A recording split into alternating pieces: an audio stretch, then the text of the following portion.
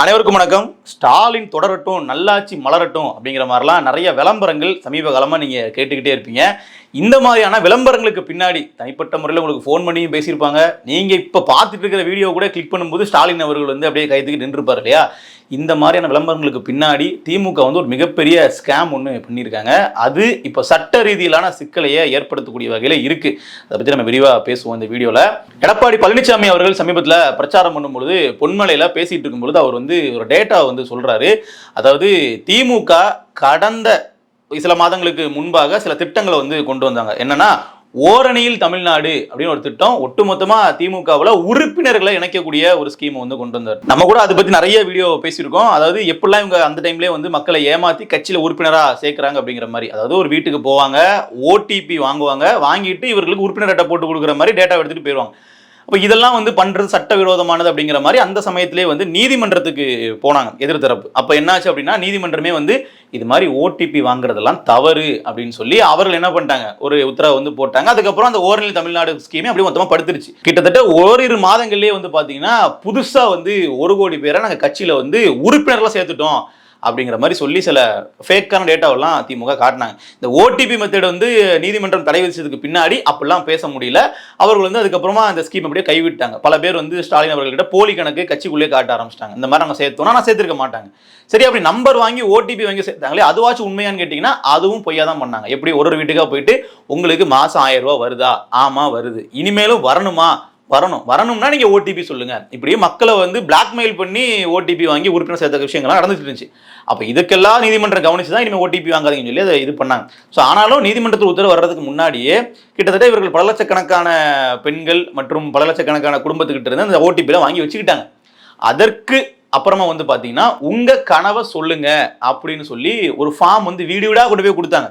எல்லாருமே என்னன்னா, இந்த ஃபார்மை ஃபில் பண்ணி கொடுத்தாதான் உங்களுக்கு கவர்மெண்ட் கிட்ட இருந்து கிடைக்கிற ஸ்கீம்ஸ் கண்டினியூ ஆகும் அப்படிங்கிற மாதிரி ஒரு விஷயத்த மறைமுகமா சொன்னாங்க. இதெல்லாம் அஃபிஷியலா சொல்ல முடியாது. மறைமுகமா அந்தந்த லோக்கல் ஏரியாக்கள்ல உள்ள கட்சி நிர்வாகிகளை வச்சு சொல்ல வச்சாங்க. ஸோ இப்படிலாம் பண்ணதுக்கு பின்னாடி இருந்த விஷயம் என்னன்னு பார்த்தீங்கன்னா, டேட்டாவெல்லாம் மக்கள்கிட்ட இருந்து கலெக்ட் பண்ணுறாங்க. இந்த உங்கள் கனவை சொல்லுங்கன்ற விஷயத்திலேயே மக்கள்கிட்ட இருந்து உங்களுக்கு என்ன திட்டம் வேணும், உங்களுக்கு என்ன திட்டங்கள் நீங்கள் எதிர்பார்க்குறீங்க, உங்களுடைய அட்ரஸ் என்ன, நீங்கள் எங்கேருந்து பண்ணுறீங்க அப்படிங்கிற மாதிரி எல்லா விஷயத்தையுமே கேட்டு வாங்கிக்கிட்டாங்க. அதாவது இப்போ அவர்கள்ட்ட நம்மளை பற்றி எல்லாமே இருக்குன்னு வச்சுக்கோங்களேன். இப்போ நம்மளோட ஆதார் கார்டு, ஃபோன் நம்பரு, நம்மளோட விருப்பம் என்ன, நமக்கு பிடிக்காதது என்ன, நம்மளாம் எதெல்லாம் எதிர்பார்க்குறோம் அப்படிங்கிற மாதிரி நம்மளை பற்றின எல்லா டேட்டாவுமே பார்த்தீங்கன்னா திமுக அரசுகிட்ட நம்ம கொடுத்துருந்தோம் இல்லையா?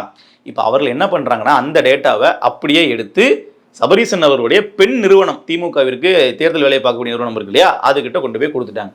எதுக்கு கொடுத்தாங்க அப்படின்னா, இப்போ நீங்கள் ஒரு வீடியோ பார்க்குறீங்கன்னா விளம்பரம் வருது இல்லையா, எடுத்த உடனே ஸ்டாலின் அவர்கள் தொடரட்டும், நல்லாட்சி மலரட்டும்னா இருக்கட்டும், இல்லை நீங்கள் என்ன ஸ்கீமை விரும்புகிறீங்களோ. இப்போ மாதம் பல பெண்களுக்கு பார்த்தீங்கன்னா 1000 ரூபாய் வராது. கிட்டத்தட்ட 1,20,00,000 பெண்களுக்கு தான் அந்த காசு போயிட்டு இருக்கு. இன்னுமே 90 லட்சம் பெண்களுக்கு ரேஷன் கார்டு இருக்கக்கூடியவங்களுக்கே அந்த 1000 ரூபாய் போகல. காரணம் பல காரணங்கள் சொல்லுவாங்க. நீங்கள் கொஞ்சம் முன்னேறிய வகுப்பில் இருக்கிறீங்க, உங்களுக்கு பணம் இருக்குது, அதனால உங்கள் அக்கௌண்ட்டில் டிரான்சாக்ஷன் அதிகமாக இருக்குது, அதனால் உங்களுக்கு 1000 வராதுங்கிற மாதிரிலாம் பல காரணங்கள் சொல்லுவாங்க. ஆனால் அடிப்படையில் காசு 1000 ரூபாய் போயிட்டு இருக்கிறவங்களே பார்த்தீங்கன்னா கிட்டத்தட்ட பல பணக்காரர்களுக்கு தான் போகுது. அது என்ன குளறுபடிங்கிறதான் தனியாக பேசுவோம். ஸோ அப்படி இந்த 1000 ரூபாய் இன்னும் மாதம் கிடைக்காத பெண்கள் இருப்பாங்க இல்லையா, அவர்களை டார்கெட் பண்ணி ஒரு பொலிட்டிக்கல் ஆடு போடுறது. எப்படின்னா, உங்களுக்கு மாதம் 1000 ரூபாய் உங்களுக்கு நீங்கள் விடுபட்டுருச்சா, உங்களுக்கு 1000 ரூபாய் வேணுமா, அப்படின்னா இந்த மாதிரி நீங்கள் திமுக வாக்களிங்கன்ற மாதிரி அந்த எந்த பகுதியை மக்களுக்கு ஃபோக்கஸ் பண்ணி வாக்கு கேட்டால் வாக்கு போடுவாங்களோ, அப்படி தனிப்பட்ட முறையில் ஒரு கஸ்டமைஸ்டான ஆடை அவர்கள் போடுறாங்க. இது அடிப்படையில் சட்டப்படி தப்பு. டேட்டா பார்த்தீங்கன்னா மிஸ்யூஸ் பண்ணுறாங்க அப்படிங்கிற கணக்கில் வரும். இதைத்தான் எடப்பாடி பழனிசாமி அவர்கள் தெளிவாக ஆதாரத்தோட திமுக அம்பலப்படுத்துறாரு. ஒரு 9-10 மாசத்துக்கு முந்தி உங்கள் கனவை சொல்லுங்கள், ஓரணியில் தமிழ்நாடு இப்படி பேரை வச்சு வீடு வீடா உங்களுடைய செல்போன் நம்பர், உங்களுடைய ஆதார் எண்ணு, உங்களுடைய டீட்டெயில் எல்லாம் தயார் பண்ணியிருக்காங்க. அப்படி தயார் பண்ணி இப்பொழுது பயன்படுத்திட்டு இருக்கிறாங்க. நான் உடனே நீதிமன்றத்துக்கு போனோம். இது தவறு, இது தவறானது. இந்த திமுக காரர் தில்லுமுள்ளு செஞ்சு இந்த அரசாங்கம் சார்பாக எடுக்கப்பட்டது பெண் என்ற அமைப்பு திமுகவுக்கு தேர்தல் வேலை பண்ணிட்டு இருக்காங்க, அவர்கிட்ட கூட ஒப்படைச்சிட்டாங்க. இப்போ பாத்தீங்கன்னா அண்மையில ஒவ்வொரு போனும் பெண்கள் போனுக்கு வருது, திமுகவுக்கு வாக்களியுங்கள், நீங்க திமுகவுடைய ஆதரவாளர் அப்படின்னு வருது. இது எவ்வளவு பெரிய மோசடி! மக்கள் நம்பித்தானே நம்பர் சொன்னாங்க. அரசாங்கம் தவறா பயன்படுத்தலாமா? சரி, இது மூலமா திமுக அப்படி என்ன பெனிஃபிட்னு கேட்டீங்கன்னா, இவர்கள் இது மாதிரி விளம்பரம் ரன் பண்றாங்க இல்லையா, இதுல நல்லா பாருங்க, யார் யாருக்கு என்னென்ன தேவை அப்படிங்கிறத கரெக்டாக அவர்கள் புரிஞ்சு வச்சுட்டாங்க அப்படின்னா அவர்கள் நாளைக்கு அதை வந்தால் பண்ணி கொடுத்துருவாங்களா அப்படிங்கிறதுலாம் கிடையாது. இப்போ நீங்கள் வந்து 1000 ரூபாய் இது வரைக்கும் கிடைக்காம இருக்கக்கூடியவங்களுக்கு அந்த மாதிரி ஆடை போட்டு அவர்கள் ஓட்டு போட்டாங்கன்னா நாளைக்கு வந்து அவர்களுக்கு 1000 ரூபாய் கிடைச்சிருமா அப்படின்னா கிடைச்சா கூட தப்பு இல்லை, அப்படி கிடைக்காது. அதான் இங்கே பிரச்சனை. மக்களை வந்து ஏமாத்துறதுக்கு நம்மகிட்ட இருந்தே வாங்கின டேட்டாவை பயன்படுத்திக்கிறாங்க அப்படிங்கிறதான் குற்றச்சாட்டு. ஸோ இந்த விஷயம் வந்து அஃபீஷியலாக ப்ரூவ் பண்ணப்பட்டுச்சு அப்படின்னா, அதாவது இவர்கள் இந்த டேட்டாவை வந்து எடுத்து ஒரு கட்சியினுடைய பயன்பாட்டிற்கு பயன்படுத்துறாங்க. ஏன்னா திமுக அரசு வேற, திமுகன்ற கட்சி வேற. அப்ப இந்த அரசாங்கத்துக்கிட்ட இருந்து டேட்டா எடுத்து கட்சிக்கு பயன்படுத்திக்கிறாங்க அப்படிங்கிற விஷயம் வந்து நீதிமன்றத்தில் நிரூபிக்கப்பட்டால் கண்டிப்பாக தேர்தலில் பின்னடைவு அப்படிங்கிறதுலாம் கிடையாது, சட்ட ரீதியிலே வந்து பார்த்தீங்கன்னா திமுக ஒரு மிகப்பெரிய சிக்கலுக்கு வந்து உள்ளாக வேண்டியிருக்கும். ஏற்கனவே 2011 தேர்தலிலே ஸ்டாலின் அவர்களுடைய வெற்றி செல்லாதுன்னு சொல்லி போடப்பட்ட வழக்கு இப்போ வரைக்கும் உச்சநீதிமன்றத்தில் இருக்கு. அப்போ அது மாதிரியான ஒரு சினாரி தான் இங்கேயுமே வந்து கிரியேட் பண்ணோம். ஏன்னா இது அவ்வளோ பெரிய இம்பாக்ட் ஏற்படுத்தும். நீங்கள் யூடியூப்ல மக்கள் டெய்லியும் பயன்படுத்தக்கூடிய தளங்களில் விளம்பரம் போடுறது அப்படிங்கிறதுக்கே நீங்கள் பல பெர்மிஷன் வாங்கணும். அதெல்லாமே ஒரு சாதாரணமான தளங்களை நீங்கள் பயன்படுத்த முடியாது. எலெக்ஷன் கமிஷன் உங்களுக்கு NOC கொடுக்கணும், ஓகே இந்த விளம்பரத்தை நீங்கள் போட்டுக்கலாம் அப்படிங்கிற மாதிரி அவர்கள்ட்ட சில ரெஸ்ட்ரிக்ஷன்லாம் இருக்கும். அப்போ அதெல்லாம் தாண்டி தான் திமுக வந்து மறைமுகமாக இந்த வேலையெல்லாம் பார்க்குறாங்க. எப்படி இந்த டேட்டா வந்து மிஸ்யூஸ் பண்ணி பொலிட்டிக்கலாக வந்து பார்த்தீங்கன்னா யாருக்கு என்ன விளம்பரங்கள் காட்டணும் அப்படிங்கிறத பர்சனலைஸ் பண்ணி விளம்பரம் போடுறாங்க. எல்லாருக்கும் ஒரே மாதிரியான விளம்பரங்கள் கிடையாது, ஒவ்வொருத்தங்களுக்கும் ஒவ்வொரு விளம்பரங்கள் அவர்கள் வந்து போடுறாங்க. அப்படின்னா இந்த டேட்டா அவர்கள்ட்ட இருக்கு அப்படிங்கிறதான் குற்றச்சாட்டு. ஏன்னா இது ஒரு அன்ஃபேர் கேமா மாறிடும். இப்போ திமுக வந்து ஆளும் கட்சி இருந்ததுனால அவர்களோட டேட்டா இருக்கிறதுனால அவர்கள் இது மாதிரி பண்ணிக்கிறாங்க. அப்போ அதிமுக கூட்டணியோ நாம் தமிழரோ தாவேக்காவோ என்ன பண்ணுவாங்க? அப்போ அவர்களால் அது பண்ண முடியாது இல்லையா? அப்போ இது ஒரு அன்ஃபேர் கேம். முதல்ல இது அவர்கள் பண்றதும் சட்டப்படியும் தவறும் கூட. ஸோ இது மாதிரியான சிக்கல்ல தான் திமுக வந்து மாட்டிருக்கு. எடப்பாடி அவர்கள் அதை ஒரு சட்ட ரீதியில வந்து கொண்டு போறதுக்கான முடிவும் எடுத்திருக்காங்க, நீதிமன்றத்துக்கு போற மாதிரி. ஸோ அது ஒரு பக்கம் போயிட்டு இருக்கட்டும். அப்படியே நீங்க இன்னொரு பக்கம் பாத்தீங்க அப்படின்னா 8000 ரூபாய் கூப்பன் விநியோகம் கும்பகோணத்திலையும் சரி, சென்னை பகுதிகளிலும் சரி, பல இடங்கள்ல வந்து பாத்தீங்கன்னா கூப்பன் விநியோகம் பண்ண ஆரம்பிச்சிட்டாங்க. வெளிப்படையா 8000 ரூபாய் கூப்பன் போட்டு கீழே மிக்சி, கிரைண்டர், வாஷிங் மிஷின் படத்தெல்லாம் போட்டு அவர் என்ன பண்ணிட்டாங்க, நீங்க 8000 ரூபாய்க்கு என்ன வேணாலும் நீங்க வாங்கிக்கலாங்க அப்படிங்கிற மாதிரி டிஸ்ட்ரிபியூட் பண்ண ஆரம்பிச்சிட்டாங்க. முதலமைச்சர் சொல்லிருக்காங்களே 8000 ரூபாய், அதான் சாம்பிள் தான் இது. ஒரிஜினல் ஜெயிச்சு வந்து குறிப்பாடு தருவாங்க. இதை வச்சுக்கங்க, இதை வச்சுட்டு நம்ம ஜாமான் வாங்கிக்கலாம். போட்டு உனக்கு இங்கதான் இருக்குமா போட்டுமா போட்டு. அதாவது ஃபர்ஸ்ட் அது அரசாங்கத்தினுடைய ஸ்கீம். இந்த மாதிரி நாங்கள் வந்து ஆட்சி அமைத்தால் நாங்கள் கொடுப்போம்னு சொல்றது.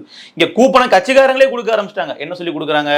உங்க வீட்டில் இருக்கிற ரேஷன் கார்டை கொண்டு வாங்க, ரேஷன் கார்டை கொண்டு நம்ம அவங்ககிட்ட முதல்ல காட்டணும். அப்போ உங்க வீட்டில் ரேஷன் கார்டு இருக்கு, நீங்க உரிமை பெற்றவங்க அப்படின்னு தெரிஞ்சுக்கிட்டு என்ன பண்றாங்க, அடுத்து இந்த கூப்பனை கையில கொடுத்து திமுக ஜெயிச்சா உங்களுக்கு நீங்க இந்த கூப்பனை பயன்படுத்தி என்ன பண்ணிக்கலாம், பொருள் வாங்கிக்கலாம்.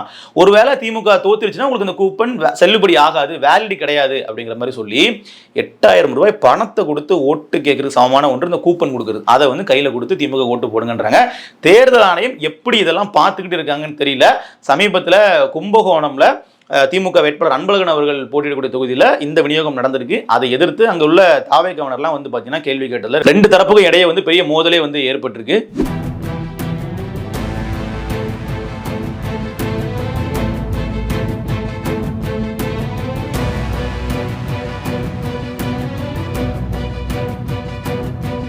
இந்த கூப்பன் விவகாரமும் செய்தி சேனல்களில் வீடியோவாக வெளியாகுது. அதற்கான ஆதாரங்கள் வந்து எல்லாருக்கிட்டையுமே இருக்கு.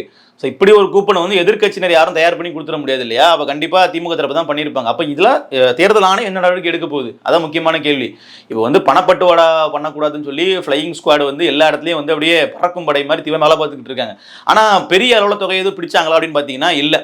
இன்னும் சொல்லப்போனால் நாம் தமிழர் கட்சியில் உள்ள பலருமே வந்து பார்த்தீங்கன்னா ராணிப்பேட்டை தொகுதியிலலாம் இந்த இடத்துல பணம் வச்சிருக்காங்க, பல கோடி வந்து பணத்தை பதுக்கி வச்சிருக்காங்க, அங்க போய் நீங்க பணத்தை பிடிங்கன்னு சொல்லி முன்கூட்டியே தகவல் கொடுத்ததுக்கு பின்னாடியும் அவர்கள் போய் பணத்தை பிடிக்கல, தவற விட்டாங்க அப்படிங்கிற மாதிரி குற்றச்சாட்டு நாம் தமிழ் கட்சியினர் சொல்றாங்க. இது மாதிரி தொடர்ச்சியா பல இடங்கள்ல வந்து பாத்தீங்கன்னா பிற கட்சியினரே வந்து ஆளுங்கட்சியினருக்கு எதிராக வேலை பார்த்தாலும் தேர்தல் ஆணையம் வந்து துணை நிற்கிறது இல்லை அப்படிங்கிறது அவர்களுடைய குற்றச்சாட்டு. நீங்க குறிப்பா பாத்தீங்கன்னா மதுரை மத்திய தொகுதியில பிடிஆர் அவர்களினுடைய தொகுதியில ஒரு குடோன்ல வந்து நாற்காலிகள்லாம் புது நாற்காலிகள் அடுக்கப்பட்டிருக்கு பரிசா கொடுக்கறதுக்காக. அப்ப அதை எதிர்த்து நாம் தமிழர் கட்சியினர் தான் போயிட்டு அங்க போய் கேள்வி கேட்டாங்க. அங்க போயிட்டு போராட்டம் பண்ணி கடைசியில அது ஒரு பெரிய அளவுல ஒரு போராட்டம் முன்னெடுத்ததுக்கு பின்னாடி தான் அந்த பொருட்கள்லாம் வந்து பார்த்தீங்கன்னா கைப்பற்றப்பட்டுச்சு. அப்போ இது மாதிரி பல தொகுதிகளில் பல குடோன்கள் இருக்கும். அதெல்லாம் வந்து ரைடு போக வேண்டியது தேர்தல் ஆணையத்தினுடைய பணி. அவர்கள் செய்யறது இல்லை. நம்ம ஆதாரத்தை எடுத்து இந்தாங்க பாருங்க கூப்பன் இருக்கு அப்படின்னு எடுத்து கொடுத்தாலும் கூட இந்நேரம் திமுக தரப்பிற்கு மேல எந்த விதமான நடவடிக்கையும் அவர்கள் பெரிய அளவில் எடுக்கல. ஆனால் இந்த கூப்பன் விஷயத்தை வந்து அவர்கள் சாதாரணமாக விடப்போறதில்லை நினைக்கிறேன். காரணம் என்னன்னா, இந்த கூப்பன்ங்கிறது கிட்டத்தட்ட ஒரு பேப்பர் ப்ரூஃப் மாதிரி. இதை வந்து டிஸ்ட்ரிபியூட் பண்ணது யார் அப்படிங்கிற விஷயத்தை ஈஸியாக கண்டுபிடிச்சிடலாம். இந்த கூப்பன் வந்து யார் உங்களுக்கு கொடுத்தா, இந்த இவர் கொடுத்தாருங்க, இந்த கூப்பன் நீங்க எங்க பண்ணீங்க, நான் அவர் எனக்கு கொடுத்தாருங்கிற மாதிரி அப்படியே நம்ம நூல் பிடிச்சு போனோம் அப்படின்னா நம்ம எல்லாரையுமே இந்த கூப்பன் விநியோகத்துக்கு பின்னாடி உள்ள டீமை பிடிச்சிடலாம். இது திமுக தலைமையிலிருந்தே வந்த அறிவிப்பாக தான் இருக்கும். காரணம் என்னன்னா, கும்பகோணத்திலையும் மாற்றாங்க, ராயபுரத்திலையும் மாற்றாங்க. அப்ப எப்படி வந்து இருவேறு பகுதிகளில் வந்து ஒரே மாதிரியான கூப்பன் விநியோகம் பண்ணப்படும் பாத்தீங்கன்னா, கண்டிப்பா தலைமையில இருந்து ஒரு திட்டமா இதை கொடுத்துருக்காங்க. சரி, எதனால திமுக இவ்வளவு டெஸ்பரேட்டா வந்து பாத்தீங்கன்னா வேலைகளை ஈடுபடுறாங்கன்னு பாத்தீங்கன்னா, வெளிப்படையா தோல்வி பயம் தான். நீங்க சர்வே முடிவுகளே நீங்க இப்ப எடுத்து பாருங்க. கடந்த ஜனவரி மாதத்திற்கு முன்னாடி வந்த சர்வேக்கள் எல்லாத்துலயுமே வந்து திமுக ஒரு சிங்கிள் மெஜாரிட்டியில ஜெயிச்சிரும் அப்படிங்கிற மாதிரி விஷயங்கள்லாம் பெரும்பாலான ஊடகங்கள்ல பேசப்பட்டுச்சு. அப்படியே ஜனவரி, பிப்ரவரி, மார்ச் போக போக அந்த வித்தியாசம் அப்படிங்கிறது குறைஞ்சிக்கிட்டே வந்துச்சு. ஒரு நெக் டு நெக் கேம் இருக்கிற மாதிரி வந்துச்சு. அதுல வந்து டிஎம்கேக்கு ஒரு சின்ன எட்ஜ் வந்து கொடுத்துருந்தாங்க எல்லாருமே. அப்படியே ஏப்ரல் மாசம் ஆரம்பிச்சதுல இருந்து வந்த எல்லா கருத்து கணிப்புலையும் பாருங்க, இப்படியே வெளிப்படையா வந்து என்டிஏ வந்து டிஎம்கே விட கொஞ்சம் வந்து கூட ஓட்டு இருக்கு. அப்போ நெக் டு நெக் தான், ஆனா கொஞ்சம் வந்து என்டிஏக்கு தான் வந்து அதிகமான எட்ஜ் இருக்குன்ற மாதிரி கருத்து கணிப்பு இப்ப வெளியாயிட்டு இருக்கு. அதுவும் இப்ப சமீபத்துல வந்த கருத்து கணிப்பா நீங்க எடுத்து பாத்தீங்க அப்படின்னா, இல்ல அதிகமாவே வந்து பாத்தீங்கன்னா அந்த வித்தியாசம் இருக்கு, திமுக வந்து ரொம்ப கீழே போயிருச்சு அப்படிங்கிற மாதிரியான முடிவுகள்லாம் வெளியாகுது. ஆனா கருத்து கணிப்புகள் சொல்றதெல்லாம் உண்மைன்றதை நான் சொல்ல வரல. அந்த ட்ரெண்ட் வந்து மாறுது அப்படிங்கிறத நம்ம புரிஞ்சுக்க முடியுது. ஸோ அந்த மாற்றத்தை தான் வந்து திமுகவால் எதிர்கொள்ள முடியல. அந்த தோல்வி பயத்தை தான் வந்து பாத்தீங்கன்னா இவர்கள் இந்த அளவிற்கு வந்து இறங்கிட்டாங்க. இப்போ இதே மாதிரி எதிர்க்கட்சிகள் அறிவித்த திட்டங்களுக்கெல்லாம் ஒரு கூப்பன் கொடுத்து நீங்க இந்த கூப்பனை வச்சுக்கங்க, இந்த கூப்பன் ஒரு வேலிடான கூப்பன், அரசாங்கமே கொடுக்கிறது, இது உங்களுக்கு திமுக ஆட்சிக்கு வந்தா நீங்க உதயசூரியன்ல ஓட்டு போட்டீங்கன்னா உங்களுக்கு இது கிடைக்கும்னு சொல்லி சொல்றாங்க இல்லையா? அப்ப இதே மாதிரி மற்ற கட்சிகளும் அவங்களோட திட்டத்தை வந்து பிரிண்ட் அவுட் எடுத்து ஒரு கூப்பனா கொடுத்து நீங்க ரெட்டைலைக்கு ஓட்டு போடுங்க, நீங்க தாமரைக்கு ஓட்டு போடுங்க, நீங்க விசிலுக்கு ஓட்டு போடுங்கன்னு சொன்னா நல்லா இருக்குமா அது? ஏன்னா அவர்கள் எல்லாருமே இலவசங்கள் அறிவிச்சிருக்காங்க. அவர்களும் இதே இப்போ ஸ்டாலினும் 8000 கொடுக்குறாருன்னா எடப்பாடி 10000 கொடுக்குறாரு. அப்போ அந்த 10000 ஒரு கூப்பனை போட்டு இது மாதிரி டிஸ்ட்ரிபியூட் பண்ணி அவர்கள் பண்ணாங்கன்னா அது யாரா இருந்தாலும் தடுக்க வேண்டிய ஒன்று தான். அப்போ அதை வந்து ஒரு அரசாங்கத்தினுடைய துணையோடு பண்ணாங்க அப்படின்னா இது இன்னும் கேள்வி கேட்க வேண்டிய ஒன்று. நீங்க வந்து திட்டமிட்டு ரேஷன் கார்டு நீங்க வாங்கி போட்டோ எடுத்து நாங்க பதிவு பண்ணிக்கிட்டோம், இந்தாங்க கூப்பன் கொடுத்தீங்கன்னா இது என்ன அபிஷியல் கூப்பனா? இது திமுக அரசு கொடுக்குற கூப்பனா கிடையாது. இது வந்து திமுக கட்சி சார்பாக பிரிண்ட் அவுட் எடுத்து நீங்க பண்ணி கொடுக்குற கூப்பன். அது எப்படி வந்து அரசு அங்கீகாரம் பெற்ற கூப்பனா மாறும்? அப்ப யாரெல்லாம் திமுக ஓட்டு போடுறாங்களோ அவங்களுக்கு மட்டும்தான் கூப்பன் கொடுப்பேன்னு சொல்லி சொல்ல வராரா ஸ்டாலின் அவர்கள்? இப்போ என்னதான் கணக்கு பண்ணி பார்த்தாலும் 40 விழுக்காட்டுக்கு மேல இந்த முறை எந்த கட்சியுமே வந்து வாக்குகள் எடுக்க முடியாது. ஏன்னா 4 முனை போட்டியா இருக்கு. அப்போ மீதி இருக்கிற 60 விழுக்காடு மக்களுக்கு வந்து கூப்பன் கிடையாதா? எந்த கட்சிக்கு ஓட்டு போடுறாங்களோ இப்போ திமுகவுக்கு வந்து ஒரு 40 விழுக்காடு மக்கள் ஓட்டு போட்டு வெற்றி பெற வைக்கிறாங்க வச்சுப்போமே. அப்போ அவர்களுக்கு தான் வந்து கூப்பன் கிடைக்குமா, மற்றவங்களுக்கு கிடைக்காதா? உதயசூரியனுக்கு ஓட்டு போட்டவங்களுக்கு மட்டும்தான் கூப்பனு, மற்றவங்களுக்கு இல்லைங்கிற மாதிரி கட்டமைக்க விரும்புறாங்களா? இல்லை நாளைக்கு ஒருவேளை ஆட்சிக்கு வந்தாலும் கூட கட்சி நிர்வாகிகள் தான் கூப்பனை டிஸ்ட்ரிபியூட் பண்ணுவாங்கங்கிற ஒரு சூழலை உருவாக்குறாங்களா? நீங்க பாருங்க, ஏற்கனவே எதிர்க்கட்சி தலைவர்களே சொன்ன விஷயம் என்னன்னா, இந்த கூப்பன்கிற கான்செப்டே வந்து பாத்தீங்கன்னா கட்சி நிர்வாகிகளுக்கான ஒரு பணம் பட்டுவாடா செய்யறதுக்கான விஷயம் தான். காரணம் என்னன்னா, கட்சி நிர்வாகிகள் வந்து நாளைக்கு இந்த கூப்பன்லாம் வச்சுக்கிட்டு அவர்கள் வந்து தங்களுக்கு விருப்பப்பட்ட நபர்களுக்கு கூப்பனை கொடுப்பாங்க. தங்களுக்கு விருப்பப்பட்ட கடைகளில் மட்டும்தான் போயிட்டு நீங்க பொருள் வாங்கணுங்கிற மாதிரியான ஒரு கட்டாயத்தெல்லாம் ஏற்படுத்துவாங்க. அப்ப இந்த மாதிரிலாம் இருந்துச்சுன்னா அது கட்சிக்காரங்களுக்கு ஒரு லாபத்தை ஏற்படுத்தும். அதுக்காக தான் அரசாங்கம் இந்த மாதிரி கூப்பன் கொடுக்குறாங்கன்ற மாதிரி ஒரு விமர்சனம் அப்போதே வந்துச்சு. நீங்க ஸ்ட்ரெயிட்டா மக்களோட வங்கி கணக்குக்கே நீங்க என்ன பண்ணிடலாம், நீங்க ஒரு 8000 ரூபாய் போட்டு விட்டுறலாம், அவர்களுக்கு வேண்டிய பொருளை வாங்கிட்டு மிச்ச காசை வீட்டில் கூட வச்சுப்பாங்க. ஆனா அப்படி பண்ணாம கூப்பனா கொடுத்து ஒரு சில அரசு அங்கீகரிக்கப்பட்ட இடங்கள்ல மட்டும்தான் நீங்க இந்த பொருட்களை வாங்கணுங்கிற மாதிரி நீங்க சில கண்டிஷன்லாம் போட்டீங்க அப்படின்னா அப்ப அதுல கட்சிக்காரங்களோட சில தலையீடுகள் இருக்கும் அப்படிங்கறத குற்றச்சாட்டு. அதை வந்து உண்மையாகக்கூடிய வகையில தான் இன்னைக்கு கட்சியினரே இந்த கூப்பனை வந்து டிஸ்ட்ரிபியூட் பண்றாங்க. எல்லா இடங்களையும் ஒரே மாதிரியான கூப்பன் விநியோகம் பண்ணப்படுறது அப்படிங்கிறதுனால நமக்கு தெரிய வர விஷயங்கிறது தலைமைக்கு தெரியாமையோ இல்ல ஒரு நெட்வொர்க் இல்லாம இதை பண்றதுக்கான வாய்ப்புகள் இல்லை. இப்போ இந்த இவ்வளவு ஆதாரம் வெளியேந்ததுக்கு பின்னாடியாச்சும் தேர்தல் ஆணையம் தலையிட்டு அந்தந்த தொகுதிகளில் உள்ள வேட்பாளரை தகுதி நீக்கம் பண்ணணும். நீங்க வந்து பணப்பட்டுவாடா பண்றீங்க, நீங்க பரிசு பொருட்கள் விநியோகம் பண்றீங்க, கூப்பன் விநியோகம் பண்றீங்க, சட்டத்துக்கு புறம்பானதுன்னு சொல்லி அந்த தொகுதியில அவரை வந்து தேர்தலில் நிக்கிறதுக்கு தகுதியற்ற நபராக அறிவிக்கணும். அதுதான் ஒரு நியாயமான தேர்தல் ஆணையம் பண்ண வேண்டிய வேலை.